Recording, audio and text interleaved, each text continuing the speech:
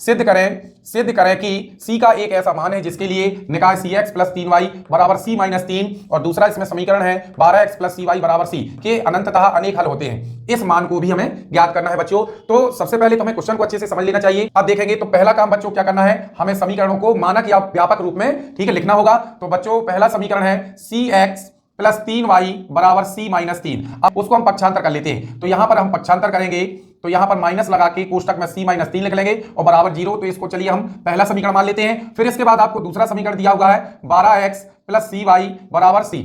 तो हम इसको भी मानक रूप में बदलेंगे तो यहां पर माइनस c बराबर क्या हो जाएगा 0। समीकरण नंबर 2।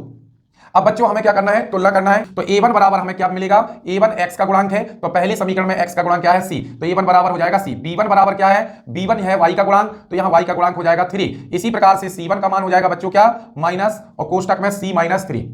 अब हम क्या करेंगे, समीकरण 2 की तुलना करेंगे। a2 का मान क्या प्राप्त होगा, तो a2 बराबर हो जाएगा यहाँ a2 बराबर हो जाएगा 12 चूंकि x का गुणांक है और b2 बराबर तो y का गुणांक क्या है c। इसी प्रकार से c2 का मान हो जाएगा बच्चों, c2 का मान देखिए अचर संख्या है तो यहाँ भी अचर पद क्या है c है तो माइनस का c ले लेंगे। अब हमें क्या कहा है कि अनंततः अनेक हल होते हैं। तो अनेक हल की स्थिति में बच्चों हमें तीनों अनुपात समान रखना है। तो हमें कंडीशन यहाँ पर लिखनी होगी, ये आपको दिया हुआ है समझने के लिए, देखिए लिख दिया है, दिया हुआ है ठीक है ठीक। और इसी कंडीशन के आधार पर हम क्या करेंगे, अनुपातों को ठीक है बराबर के रूप में रखेंगे। तो a1 बटे a2 बराबर b1 बटे b2 बराबर c1 बटे c2, c बटे 12 हो जाएगा, b1 बटे b2 कैसे तो 3 बटे c हो जाएगा। इसी प्रकार से c1 का मान यहां पर है माइनस कोष्टक में c माइनस 3 और बटे c2 का मान है कितना बच्चों माइनस का c। अब इसमें हम क्या करेंगे तो किन्हीं दो पदों को, तो यहां पर ये काम सरल हो जाएगा बच्चों, इसको हम ले सकते हैं ठीक है। शुरू के दो अनुपातों को रख लेंगे तो यहां पर c बटे 12 और बराबर हो जाएगा 3 बटे c।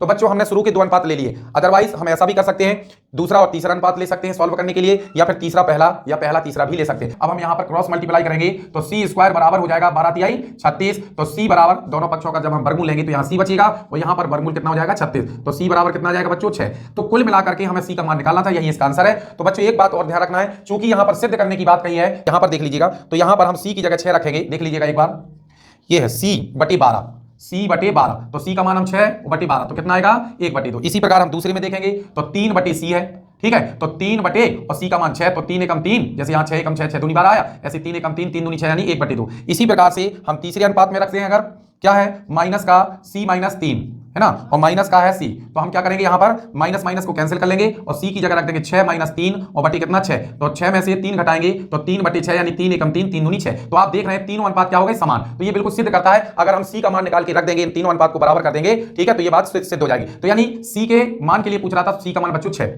चलिए बच्चों अगला क्वेश्चन है।